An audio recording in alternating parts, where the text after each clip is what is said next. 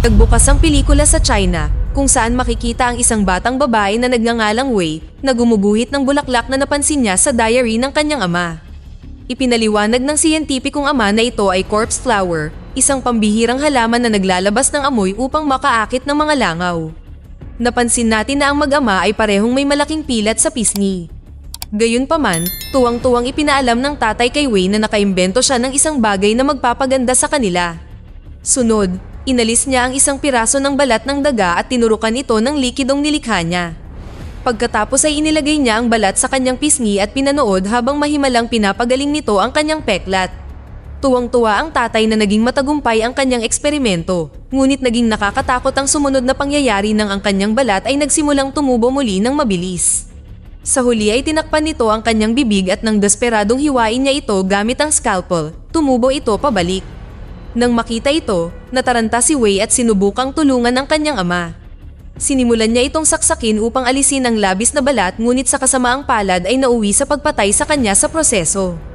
Naputol ang eksena sa pagkalipas ng maraming taon kung saan si Wei ay dalaga na at henyo tulad ng kanyang ama.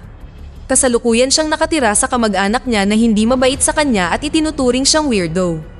Isang araw, nakakuha si Wei ng scholarship upang makapag-aral sa universidad sa New Zealand. Tinanggap niya ang alok ng walang pag-aalinlangan at nagpa siya na simulan muli ang kanyang buhay. Sa sumunod na eksena, dumating si Wei sa New Zealand at sinundo ng kapatid ng kanyang ama, si Tia Ling. Tuwang-tuwa ang ginang nang makita siya at nagkaroon sila ng emosyonal na muling pagkikita. Sa pag-uwi, ipinaalam ni Tita Ling kay Wei na hiwalay na siya sa kanyang asawa at nakatira kasama ang kanyang anak na si Angela. Ibinunyag din niya na madalas siyang wala dahil sa trabaho, kaya sina Wei at Angela na lang ang nasa bahay. Pagdating sa bahay, ipinakilala ni Tia Ling si Wei kay Angela na bumati sa kanya. Nagtungo si Wei sa kanyang silid kung saan nagtayo siya ng dambana para sa yumaong ama at nakipag-usap sa kanya. Kinaumagahan ay pumasok siya para sa kanyang unang araw sa universidad at nakatagpo ang lalaking palaboy na may nasirang mukha na nagngangalang John. Humingi siya ng direksyon patungo sa science building na sinagot naman niya. Pagkatapos ay nagpakilala ang dalawa sa isa't isa bago umalis si Wei para sa kanyang klase. Sa sumunod na eksena, nakita natin ang propesor sa agham na nagngangalang Dr. Paul na nagbibigay ng lecture. Si Angela, na sikat, ay nakaupo kasama ang kanyang matalik na kaibigan na sina Eve at Jasmine habang si Wei ay mag-isa sa likod. Pagkatapos ay ipinamahagi ni Paul ang mga resulta ng pagsusulit na nagpapakita na si Wei lamang ang may markang 100 na ikinagulat ng ibang mga mag-aaral. Pagkatapos ng klase, pumunta si Wei sa science lab at sinubukang ipagpatuloy ang kanyang pananaliksik gamit ang lumang notebook ng kanyang ama. Tinanong ni Paul kung ano ang ginagawa niya at nahihiya siyang humingi ng tawad sa panghihimasok. Pagkatapos ay napansin ng propesor ang notebook na nakasulat sa Chinese at ipinaliwanag ni Wei na ito ay pananaliksik ng kanyang ama na sinusubukan niyang kumpletuhin muli. Humanga ang propesor sa kanyang dedikasyon at nag-alok ng posisyon bilang kanyang lab assistant. Sinabi niya na kung mahusay siya, maaari niyang payagan siyang magtrabaho sa kanyang pananaliksik. Tuwang-tuwa si Wei sa oportunidad at agad niyang tinanggap. Pagkatapos niyang umalis, nagsagawa si Paul ng ilang pananaliksik sa internet tungkol sa kanyang ama at natuklasan na gumagawa siya ng isang eksperimento sa pagdudugtong ng balat. Kinabukasan, napansin ni Wei sina Angela, Eve, at Jasmine na tumatambay at nilapitan sila. Hindi nasisiyahan si Angela na makita siya, ngunit atubiling ipinakilala siya sa iba. Pagkatapos ay inanyayahan sila ni Wei para sa tanghalian upang subukan ang kanyang mga paboritong Chinese dish. Sa una ay nag-aalangan ang mga kabataan, ngunit sila ay sumang-ayon din. Habang kumakain, mukhang masayang-masaya si Wei at nakipag-selfie sa mga babae, ngunit hindi sila nasisiyahan. Mukhang nahihiya si Angela dahil sa kanyang pinsan at ayaw kumain ng kahit ano. Sa huli, umalis sila ni Eve nang walang pakundangan ng hindi ginagalaw ang pagkain. Si Jasmine lang ang naawa kay Wei at sinubukan niya ang ilang pagkain bago umalis. Sa pag-uwi, nakasalubong muli ni Wei si John at nag-usap sila sandali. Sinabi niya ang tungkol sa kanyang mga peklat at sinabing gumagawa siya ng isang bagay na makakatulong sa mga taong tulad nila na nasira ang mukha. Ngunit magiliw na tiniyak ni John na maganda pa rin siya. Nang maglaon ay nilapitan si Wei ni Paul na nag-alok sa kanya ng sakay pauwi. Sinabi ng propesor na nasasabik siya sa kanyang pananaliksik at naniniwala siyang makakamit nila ang magagandang bagay kung magtutulungan sila. Iminungkahi niya na maaari silang agad na magtrabaho sa susunod na umaga na ikinatuwa ni Wei. Sa mga sumunod na araw, nagtulungan sina Paul at Wei upang magsagawa ng mga eksperimento, ngunit nabigo silang makamit ang anumang makabuluhang resulta. Napagpasyahan ni Wei na ang kailangan lang nila ay isang binding agent upang pagsamahin ang tisyo ng balat, ngunit hindi niya alam kung ano ito. Ito ay nag-iwan kay Paul ng labis na pagkabigo at nagsimula siyang maghinala na ang buong proyekto ay maaaring walang kabuluhan. Isang araw habang nagtatrabaho sila, dumating si Jasmine at tinanong si Paul kung kumukuha ba siya ng lab assistant. Hindi lang siya nagsabi ng oo, ngunit pinalitan pa si Wei ng walang pag-aalinlangan. Nang maglaon, habang pauwi, nilapitan ni Jasmine si Wei at sinabing hindi niya sinusubukang nakawin ang kanyang posisyon. Hinikayat din niya si Wei na ihinto ang pagtatago ng kanyang pisngi gamit ang bandana at tiniyak sa kanya na siya ay maganda. Naantig si Wei sa mga salita niya at napagtanto niyang mabait na tao si Jasmine, hindi katulad ng mga kaibigan niya. Maya-maya, nalipat ang atensyon ni Wei sa larawan ng isang bulaklak. Pumukaw ito ng ideya sa kanyang isipan at pumasok siya sa nursery ng gabing iyon para nakawin ang mga bulaklak na iyon. Umaasa siyang ang mga bulaklak na ito ang magiging binding agent na matagal na niyang hinahanap. Kinagabihan ay bumalik si Wei sa lab at nagsimulang mag-eksperimento sa mga bulaklak. Sa kabilang kwarto, nakita natin si Paul na nakikipag-intimate kay Eve na nagpapakitang may relasyon sila. Inalis ni Wei ang isang bahagi ng kanyang balat mula sa kanyang hita at inihalo ito sa solusyon na kanyang ginawa. Pagkatapos ay ikinabit niya ang balat sa kanyang hita at itinusok doon ang sangkap. Sa kanyang lubos na sorpresa, ang balat ay nagsimulang magsama-sama na parabang ito ay naghihilom. Di nagtagal, napansin ni Paul at Eve ang presensya ni Wei sa ibang silid, kaya pinuntahan niya ito. Tuwang-tuwang sinabi sa kanya ni Wei ang tungkol sa corpse flower at kung paano niya nagawa ang perpektong formula, ngunit nang ipakita niya sa kanya ang kanyang mga hita, hindi naunawaan ni Eve ang sitwasyon at kinunan ng larawan ang sandali. Pagkatapos ay hinila niya si Wei na sinabing magkakaroon sila ng girls' night out. Hindi sinasadyang naiwan ni Wei ang diary ng ama sa kanyang pagmamadali. Napansin ito ni Paul at tinawagan ng isang kaibigan upang humingi ng tulong na isalin ang mga nakasulat. Ilang sandali pa, nakatanggap si Angela ng larawan mula kay Eve kung saan ipinapakita ni Wei ang kanyang hita sa propesor. Ikinagalit niya ito at agad siyang umuwi upang kamprontahin ang kanyang pinsan, ngunit hindi niya ito mahanap. Sa ibang lugar, dinala ni Eve si Wei sa liblib na lugar at pinagalitan siya dahil sa pagtatangka niyang akitin ang kanyang kasintahan. Iginiit ni Wei na wala siyang ganoong uri ng relasyon kay Paul, ngunit hindi ito pinaniwalaan ng mayabang na babae. Pagkatapos ay iniwan ni Eve si Wei sa gitna ng kawalan at nagmaneho. Makalipas ang ilang oras, nakauwi na sa wakas si Wei na naglakad at nakita ang galit na si Angela na naghihintay sa kanya. Nalungkot siya nang malaman na nawasak ang dambana ng kanyang ama. Pagkatapos ay inakusahan ni Angela si Wei na nakikipagsiping sa propesor at tumanggi na marinig ang anumang paliwanag. Sumiklab ang pagtatalo sa pagitan nila na hindi nagtagal ay nauwi sa pisikal na away. Sa kalaunan ay nangibabaw si Angela at inipit si Wei sa lupa bago siya sinakal. Sa desperadong pagkilos na ipagtanggol ang sarili, kumuha si Wei ng chopstick mula sa malapit at sinaksak si Angela sa mata na nauwi sa pagpatay sa kanya. Kasunod nito, agad na pinagsisihan ni Wei ang kanyang mga ginawa, ngunit sinabi sa kanyang sarili na maaari pa rin niyang ayusin ito.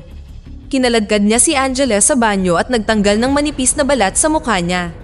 Tinurukan niya ito ng substance na nilikha niya at pagkatapos ay inilapat sa kanyang mukha. Nagkabisa ang sangkap at sa lalong madaling panahon ay nag-transform siya. Kinuha ang hitsura ni Angela. Tuwang-tuwa si Wei na makita ang kanyang bagong mukha at nagkomento sa kung gaano siya naging maganda. Pagdating ni Tia Ling sa bahay, inakala niyang anak niya si Wei at hindi siya naghinala. Ipinagmamalaki ni Wei ang kanyang nagawa at nagpasya siyang mamuhay bilang Angela mula ngayon. Kinabukasan ay nagtungo siya sa universidad na nagpapanggap na si Angela at tinamasa ang bagong kasikatan at atensyon. Tumambay siya kasama sina Eve at Jasmine na wala ding napansing kakaiba. Hindi sinasadyang gumamit si Wei ng 3 pantig na salita sa isang punto, ngunit sa kabutihang palad, hindi alam ng kanyang mga kaibigan ang kanyang sinasabi. Pagkatapos ng klase, nakipag-date si Wei kasama ang kasintahan ni Angela sa isang liblib na lugar sa Kakahuyan. Ipinahayag ng binata ang pagmamahal niya sa kanya at si Wei, na hindi pa nagkaka-boyfriend, ay nagkunwaring ganun din. Nagsimulang maghalikan ang dalawa, ngunit biglang dumulas ang mukha ni Angela at bumagsak sa lalaki. Nagulat siya nang makita ang totoong mukha ni Wei at nagsimulang magpanik. Sinubukan niyang tumakbo palayo, ngunit sa kanyang pagmamadali, natisod siya ng napakalayo at nahulog sa bangin. Natakot si Wei sa hindi inaasahang pangyayari at nagmamadaling bumalik sa bahay. Sa pag-uwi, ginamit ni Wei ang natitirang sangkap upang idikit ang mukha ni Angela sa kanyang sarili. Pagkatapos ay napagtanto niyang naubos ang likido at desperadong hinanap ang notebook ng kanyang ama upang muling likhain ang formula. Hindi niya ito mahanap kahit saan at kalaunan ay napagpasyahan niya na kinuha ito ni Paul. Tumawag si Wei sa propesor ng ilang beses, ngunit hindi ito sumasagot. Napagtanto nito na balak niyang gamitin ang formula ng kanyang ama at pagkatapos ay kunin ang buong karangalan para sa imbensyon. Kinabukasan, nakaisip si Wei ng ideya at inimbitahan niya si Eve sa kanyang bahay para matulog doon. Pagdating nila, nagkomento si Eve sa mabahong amoy sa bahay, ngunit sumagot lang si Wei na nagmumula ito sa dambana ng kanyang weirdong pinsan. Di nagtagal, napagtanto ni Eve na may mali at kinakabahang sinabing gusto niyang umalis, ngunit biglang kumuha si Wei ng isang bagay at tinangkang basagin ang kanyang ulo. Si Eve na takot ay sumugod sa labas at nagtago sa lawa sa harap ng bahay. Gayunpaman, kalaunan ay naabutan siya ni Wei at ibinagsak ang drill machine sa tubig. Pagkatapos ay nag-drill siya sa bungo ni Eve at malagim siyang pinatay. Pagkatapos, inalis ni Wei ang balat ni Eve at inilagay ito sa kanyang mukha. Kinulayan pa niya ng blondie ang buhok para maging kamukha niya. Kinabukasan sa unibersidad, napansin ni Wei ang ilang pulis na naghahanap kay Angela pagkatapos na matagpo ang patay ang kanyang kasintahan. Kinakabahan siya at agad siyang bumalik sa bahay. Sa gabi, pinuto ni Wei ang katawan ng dalawang babae at itinapon sa lawa. Pagkatapos ay tiningnan niya ang cellphone ni Eve at natuklasan ang larawan niya na kinunan ilang araw na ang nakalipas sa lab. Agad na ipinadala ni Wei ang larawan sa mga awtoridad ng campus na sinabing nakikipagsiping ang propesor sa estudyante. Ito ay ganap na sumira sa reputasyon ni Paul at siya ay tinanggal sa kanyang trabaho. Gayunpaman, hindi siya masyadong nadidismaya dahil siya ay nasa bingit ng paggawa ng isang malaking tagumpay na maaaring bumago sa mundo. Sa sumunod na eksena, makikita si Paul na nagtatrabaho sa sangkap at pagkatapos ng ilang mga pagtatangka, sa wakas ay nakamit niya ang perpektong formula. Pagkatapos ay nag-text siya sa kasintahan niyang si Eve at ipinaalam sa kanya ang tungkol sa tagumpay. Inimbitahan siya ni Paul para makapag-celebrate sila, ngunit hindi niya alam na si Wei ang nakabasa ng text. Di nagtagal, si Wei, na nagkukunwaring Eve, ay bumisita sa kanyang tahanan upang hanapin ang notebook ng kanyang ama. Kumuha si Paul ng mamahaling bote ng alak mula sa nakatagong compartment at napansin ni Wei kung saan niya itinatago ang kanyang mga mahalagang bagay. Habang siya ay abala, binuksan niya ang compartment at natuklasan ng isang vial ng substance na kanyang nilikha. Nagkunwari siyang sumasakit ang ulo at nagmamadaling lumabas ng bahay dala ang vial. Pagkatapos, naramdaman ni Paul na may mali at tiningnan niya ang compartment. Laking gulat niya nang makitang nawawala ang vial ngunit hindi siya masyadong nag-alala dahil nasa kanya pa rin ang notebook. Pagkatapos ay nagsimulang maunawaan niya ang lahat at napag-alaman na ang babae kanina ay hindi si Eve, kundi si Wei. Sa pag-uwi, inalis ni Wei ang kanyang balat kayo at nagbago sa kanyang tunay na pagkatao. Binisita siya ni Jasmine na nag-aalala dahil hindi niya mahanap si Angela o si Eve. Sinabi ni Wei na nag-sleepover silang dalawa at madaling naniwala si Jasmine sa kanya. Gayunpaman, nang buksan ng huli ang refrigerator para uminom, natakot siya nang makita ang putol na ulo ni Eve. Bago pa maproseso ni Jasmine ang nakakatakot na tanawing ito, binalot ni Wei ng plastik ang kanyang ulo at sinakal siya hanggang sa mamatay. Makalipas ang ilang sandali, dumating si Paul sa bahay at natagpuan si Wei na nababalisa.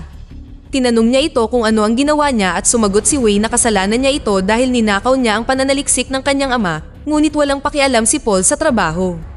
Masaya lang siya na nakagawa siya ng makabagong pagtuklas na gagawin siyang bilyonaryo. Sinabi niya na siya ay lab assistant lamang at bilang nangungunang siyentipiko, lahat ng karangalan ay nararapat na mapunta sa kanya. Pagkatapos ay hiningi ni Paul ang kanyang vial, kaya sinabi niya sa kanya na nasa refrigerator ito. Tuwang-tuwa niyang binuksan ito, na bigla lamang nang makita ang putol na ulo ni Eva, at tulad ng dati, sinamantala niya ang pagkagambala at sinaksak siya sa leeg gamit ang karayom na naging dahilan upang mawalan siya ng malay. Sa sumunod na eksena, nakita natin si Paul na nakahiga sa mesa at binalatan ang kanyang leeg. Inilapat ni Wei ang bagong piraso ng balat sa kanyang leeg at tinurukan siya ng sangkap.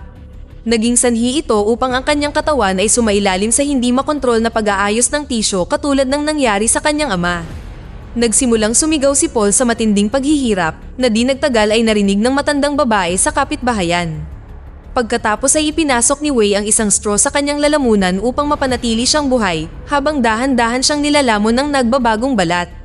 Di nagtagal, dumating ang kalapit na ginang sa kanyang bahay at natakot nang makitang pinahihirapan ni Wei si Paul. Buti na lang nakatakas siya bago pa siya mahuli ng baliw na babae. Ngayong natuklasan ang kanyang sikreto, nagpa siya si Wei na tumakas mula roon. Tumakbo sa bayan ng walang patutunguhan habang sinisimulan siyang habulin ng mga pulis. Sa isang punto, napunta si Wei sa istasyon ng tren na walang ideya kung saan magtatago. Buti na lang nakatagpo niya si John, ang lalaking palaboy na nakilala niya sa labas ng kanyang unibersidad. Nakiusap siya na itago siya sa ilalim ng kanyang kumot at pumayag siyang tumulong. Gayunpaman, sa kanyang pagmamadali, ang vial na dala ni Wei ay nabasag at natapon ang likido. Nag-react ito sa kanilang balat at naging sanhi ng nakakagulat na pagsasanib ng kanilang katawan na naging dahilan upang sila ay magdikit.